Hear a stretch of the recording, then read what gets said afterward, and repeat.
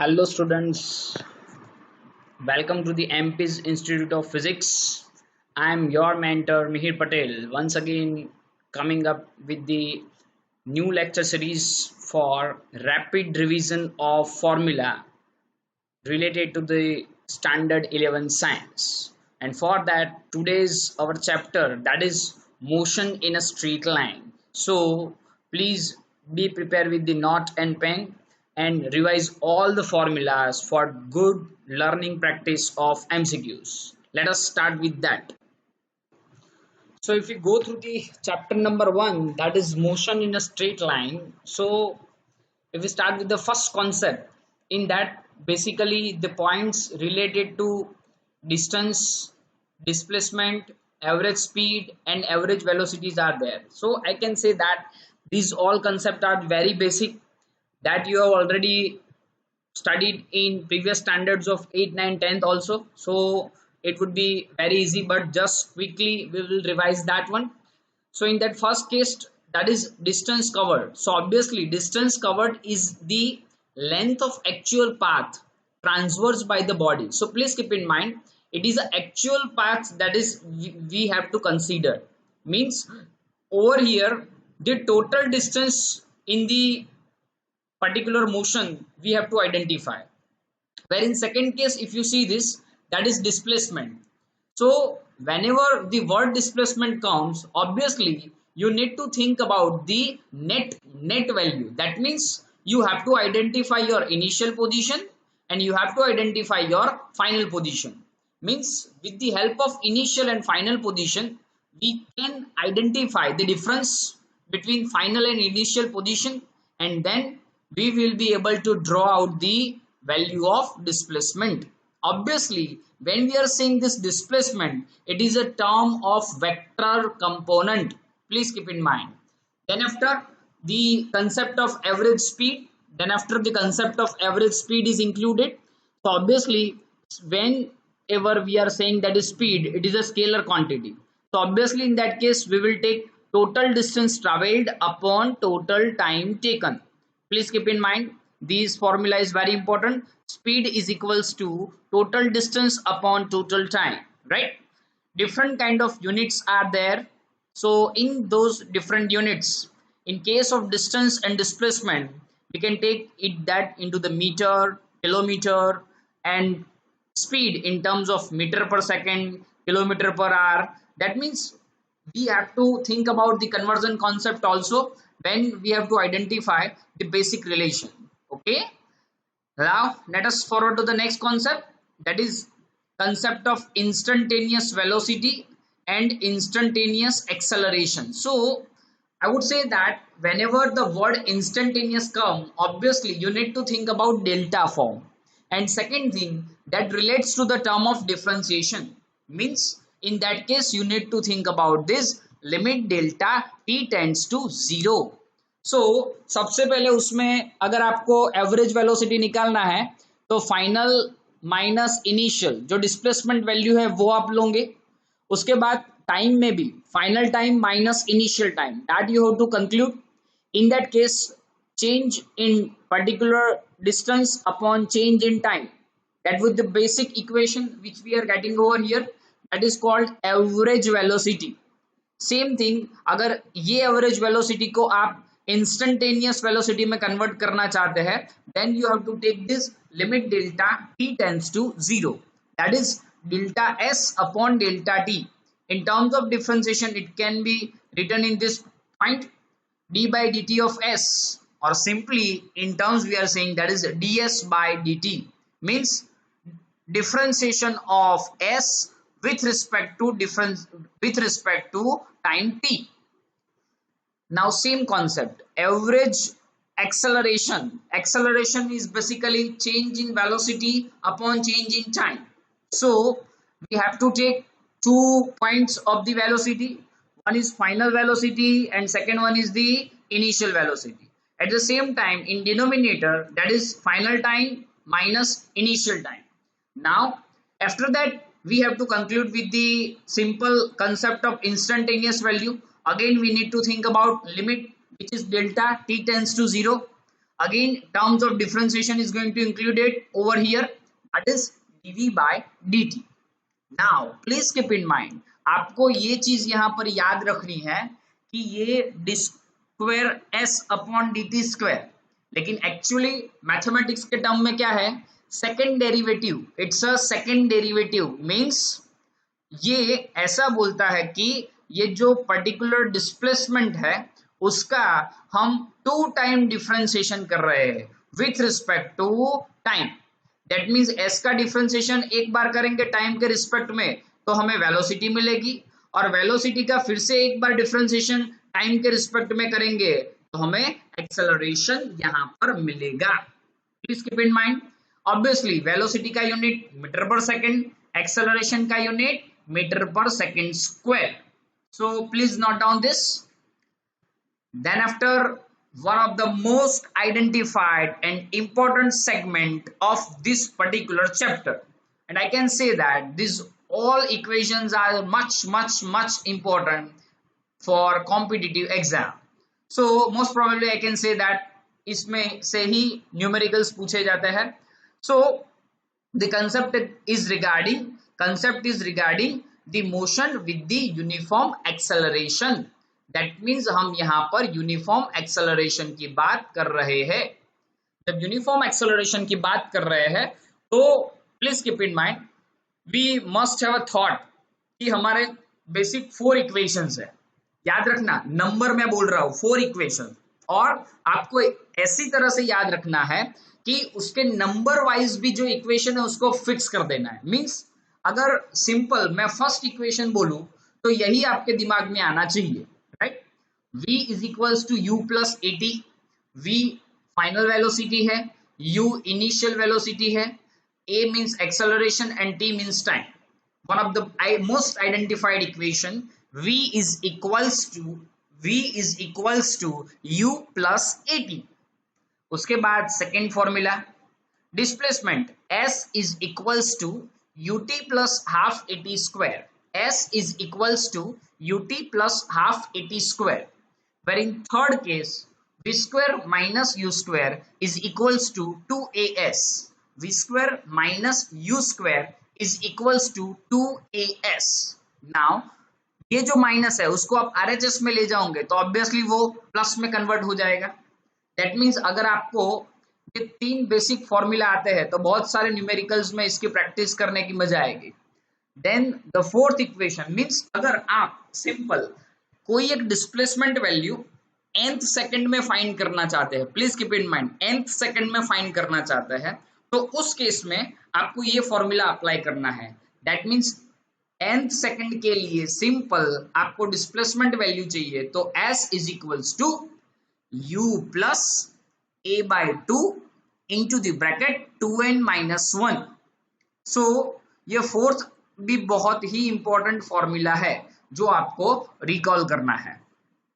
Now उसके बाद जो equations of motion in a Cartesian form हमें दिया है, that means equation will remain same. Please keep in mind उसमें कोई नए इक्वेशंस नहीं है, just you have to note down the time points, means initial time final time, initial time final time, और उसको रिप्लेस करके मीन्स 2 टाइम का difference आपको यहां पर लेना होगा, और according to that you have to find out the net displacement value. Means इसको अलग से मगअप करने की जरूरत नहीं है, just you need to take care कि आपको टाइम पॉइंट्स के डिफरेंसेस पता होने चाहिए। Then displacement in metre, velocity metre per second, acceleration metre per second square, time in a second, simple units are there. So please keep in mind, once again I am saying that कि इसमें से कोई भी formula आपको भूलना नहीं है। After that, the very important point with respect to sign components and equations, if we are talking about the motion under gravity, obviously we need to take care for a certain signs and relations. First and foremost, if a freely falling body is there, the equations of motions are simple। तो हमारा पहला equation था वो क्या था, v is equals to u plus at, but at की यहाँ a की जगह क्या आ गया, जी, दैट मीन्स ग्रेविटेशनल एक्सेलरेशन। याद रखना क्या लिखना है, gravitational acceleration. Over here we can put down this base value, we can put down this base value, that is second one, s is equals to ut plus half gt square। Third equation v square minus u square is equals to 2gs। बच्चों याद रखना है कि सिर्फ a जहां जहां था वहां पर हमको g रिप्लेस करना है। ये फर्स्ट पॉइंट से उतना हमें पता चलेगा। सेकंड में, second point is very important. अगर बॉडी फ्री फॉलिंग है अंडर द ग्रेविटी, उसका जो g वैल्यू है उसका साइन कैसा लिया जाएगा, पॉजिटिव। बट अगर बॉडी वर्टिकली अपवर्ड जा रही है, means thrown vertically upward, then g is taken negative. Means अगर बॉडी नीचे रह रही है तो g पॉजिटिव हो जाएगा, अगर बॉडी ऊपर जा रही है तो g नेगेटिव हो जाएगा। Please keep in mind. Then a very important point we can identify, when the body is just dropped, means एक दूसरा नाम आप याद रख सकते हो, फ्री फॉलिंग बॉडी। और कोई भी फ्री फॉलिंग बॉडी होगी तो उसकी इनिशियल वेलोसिटी हमें क्या लेनी है, जीरो। अगर कोई भी फ्री फॉलिंग बॉडी होगी तो उसकी वेलोसिटी हमें क्या लेनी है, zero. Then after maximum height का, अगर सिंपल कोई भी बॉडी को आप वर्टिकली थ्रो करते हो तो क्या होगा, कोई एक पोजीशन पर जाकर वो रुक जाएगी, राइट। बट उससे फिर आपको डिफरेंट डिफरेंट कॉन्सेप्ट को सोचना है। तो सबसे पहले मान लो कि आपने जब थ्रो किया तो वो मैक्सिमम हाइट पर पहुंचा, तो मैक्सिमम हाइट पर पहुंचने के लिए उसको कितना पर्टिकुलर हमको आइडेंटिफिकेशन, मींस वो हाइट का कंपोजिशन क्या है वो नोट डाउन करना है। तो आपको ये फॉर्मूला यूज करना होगा, maximum height reached h is equals to u square upon 2g। तो बेसिकली ये फॉर्मूला आया कहां से, हमारा बेस फॉर्मूला था ना, v square minus u square, v square minus u square is equals to 2gs। बस ये सिंपल फॉर्मूला में से ही ये आया है, ये v square minus u square 2gs में से ही ये फॉर्मूला आया है। हमने क्या किया, ये जो फाइनल वेलोसिटी थी ना उसको हमने जीरो ले लिया, क्यों, because when particle reaches to the maximum height, means वहां से फिर क्या आएगा, वो under the effect of gravity आएगा। दैट मीन्स उसका मीनिंग ये हुआ, for a fraction of second वहां पर मैक्सिमम हाइट पर उसकी वेलोसिटी जीरो हो जाएगी। सो अल्टीमेटली अगर वो जीरो पॉइंट को हम आइडेंटिफाई करेंगे तो हमें ये बेस पॉइंट्स यहाँ पर जस्टिफाई होंगे। Then after time of ascent and time of descent, मैं सिंपल बोलता हूँ, ये फॉर्मूला u अपॉन g है, यहाँ पर दोनों टाइम को सेम लिया गया है। उसका मीनिंग ये है कि हमने एयर के रेजिस्टेंस को इग्नोर किया है। और ऑब्वियसली ये दोनों को आप मिला लोगे, प्लस करोगे तो आपको क्या मिल जाएगा, time of flight. Please keep in mind second और थर्ड दोनों इंपॉर्टेंट है। Then after velocity of fall at the point of projection, obviously वो तो क्या है, हमारा जो इनिशियल वेलोसिटी कंपोनेंट है u वही रहेगा। Velocity attained by a body dropped from the height, मैं सिंपल बोलता हूँ, ड्रॉप्ड फ्रॉम द हाइट माने हमारा फॉर्मूला क्या था, बोलो v square minus u square is equals to, हमारा स्टैंडर्ड फॉर्मूला क्या है, बोलो 2gh। अभी मैं वो बोलना चाहता हूं कि आपने ड्रॉप किया तो उसकी इनिशियल वेलोसिटी क्या हो गई, जीरो। तो बट ऑब्वियस दिखता है, ये v स्क्वायर की जगह v, तो इज इक्वल्स टू ये पूरा फॉर्मेशन कहाँ जाएगा, अंडर रूट में जाएगा। So this one is clear with us, right. Units are very identified with you guys.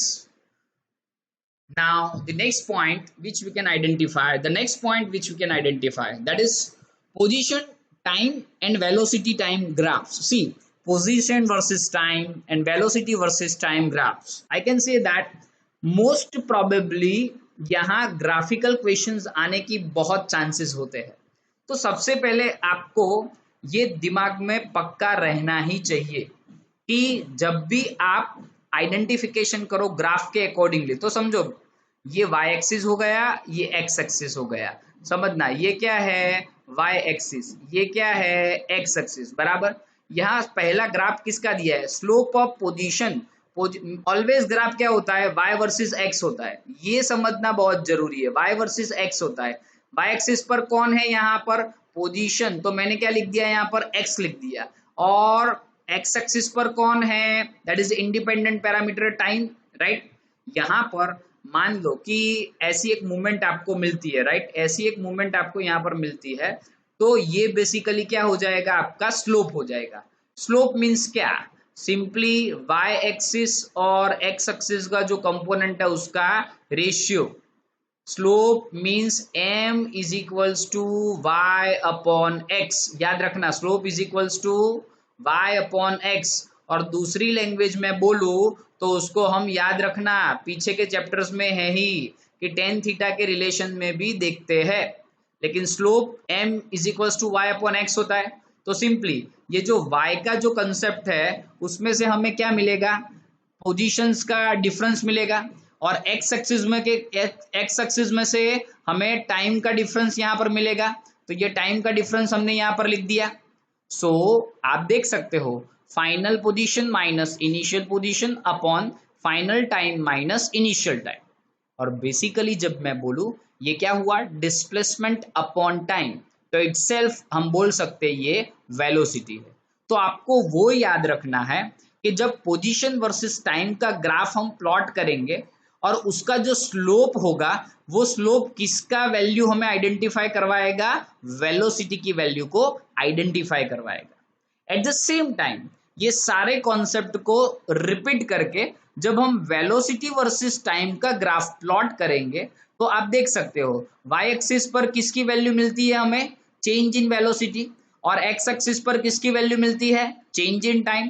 तो we can say that when we will draw the velocity versus time graph, obviously जो उसका slope होगा उसके through हमें acceleration की value available होगी।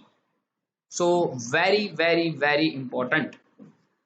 Now ये दो स्टैंडर्ड चीजें याद रखना, रीजनिंग बेस्ड क्वेश्चन के लिए भी बहुत काम आएगा, शॉर्ट ट्रिक के लिए भी बहुत काम आएगा। अगर आपको डिस्टेंस ट्रैवल्ड फाइंड करना है ग्राफिकल पॉइंट्स में, तो याद रखना area between v versus t graph and the time axis, area between the graph v versus t and the time axis. At the same time अगर वेलोसिटी फाइंड करना है, अगर वेलोसिटी आपको आइडेंटिफाई करना है, तो उस केस में हमें जो यहाँ पर डिस्टेंस ट्रैवल्ड का कंसेप्ट जैसे ड्रॉ किया उसी तरह चेंज इन वेलोसिटी, तो area of a versus t and the time axis हमें यहाँ पर जस्टिफाई करना होगा। सो आई थिंक ये जो दो पॉइंट्स हमने यहाँ पर डिस्कस किए हैं उस पॉइंट्स के अकॉर्डिंगली आपको perfectly reasoning based question, graphical question के लिए ये काम लगेगा। जो हमारा ये पर्टिकुलर चैप्टर का लास्ट पॉइंट था, if you can recall the last point, that was relative velocity. Relative velocity simply आपको शॉर्ट ट्रिक में भी याद रखना है कि हम दो ऑब्जेक्ट की वेलोसिटी को यहाँ पर कंपैरेटिवली डिस्कस कर रहे हैं। सो आप देख सकते हो relative velocity of object A with respect to object B, relative velocity of object A with respect to object B means, पहले तो वो आप समझो कि जिस ऑब्जेक्ट की आप वेलोसिटी ले रहे हो वो यहाँ पर फर्स्ट होगा, और जिसके रिस्पेक्ट में ले रहे हो वो यहाँ पर सेकंड होगा। As simple as that. आप देख सकते हो सेकंड का भी, relative velocity of object B, तो ये बी फर्स्ट आ गया, with respect to object A, तो ऑब्जेक्ट ए कहाँ आया, बी के पीछे आया। और मैं सिंपल बोलूं, ये इक्वेशंस को कैसे याद रखना है, इसको स्प्लिट कर देना है बस। फर्स्ट है ना वो फर्स्ट रहेगा, फर्स्ट है वो फर्स्ट रहेगा, that means first come first, याद रखना सिंपल। इसको ट्रिक कैसे है, फर्स्ट कम फर्स्ट के तौर पे V A minus V B, और इसका फॉर्मूला क्या होगा, V B minus V A. So please make sure regarding this two formula which is very important for MCQ solutions. Obviously जब A and B दोनों object same direction में है तो उस केस में वेक्टर साइन इंक्लूड करने की जरूरत नहीं है। तो सिंपली हमने क्या लिखा, V A B is equals to V A minus V B, और वही मैं बोलता हूं सेम डायरेक्शन होगा तो यहां पर क्या आएगा, बीच में नेगेटिव साइन आएगा। बट अगर आप simply B, for an example, if object B moves in the opposite direction of A, in that case B अगर opposite direction में है, माने A हमने सपोज ऐसे लिया तो उसका साइन मैंने क्या लिया, प्लस लिया, लेकिन B ऐसे जा रहा है तो उसका साइन मेरा क्या होगा, नेगेटिव। बेसिक इक्वेशन तो ये था, लेकिन अभी ऑपोजिट डायरेक्शन में जाएगा तो मुझे क्या लिखना पड़ेगा, ये क्या था, पहले VA माइनस था, लेकिन VB अभी ऑपोजिट डायरेक्शन में है तो फिर से एक माइनस मुझे इंक्लूड करना पड़ा और माइनस VB ब्रैकेट में लिखना पड़ा। ये दो माइनस इकट्ठे होके यहां पर आप देख सकते हो प्लस बन गया। One of the most identified formula for MCQ solutions. So यहाँ पर हमने पूरे पर्टिकुलर चैप्टर 3 के motions in a straight line के जितने भी फॉर्मूलाज थे वो 1 to 1 मैंने डिस्कस कर लिए। Do study it well and go for more and more practice of MCQs। Thank you. Stay connected with us for our next session. Thank you.